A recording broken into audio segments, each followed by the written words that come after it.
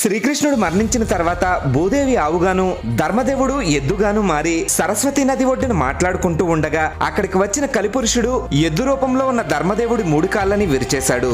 పరీక్షిత్ మహారాజు కలిని బంధించి చిత్రహింసలు పెట్టడంతో కలిపురుషుడు బాధపడుతూ ఇది కలియుగం కాబట్టి యుగధర్మం ప్రకారం తాను భూమిపైనే ఉండాలి అని చెప్పి తాను ఎక్కడికి వెళ్తే అక్కడికి వచ్చి తనని చంపుతాను అంటే ఎలా అని కలిపురుషుడు పరీక్షిత్ మహారాజుని ప్రశ్నించాడు.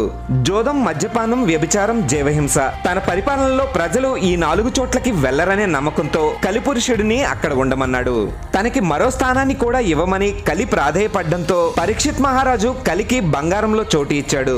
జోదం నుండి అసత్యం, మద్యం నుండి అహంకారం, మదం, హింస నుండి కోపం, క్రౌర్యం, వ్యభిచారం నుండి కామం, బంగారం నుండి అత్యాశని ఆక్రమించుకుని ఒళ్లంతా బంగారంతో ఉన్న పరీక్షిత్ మహారాజులోకి ప్రవేశించి కలిపురుషుడు చెలరేగిపోయాడు.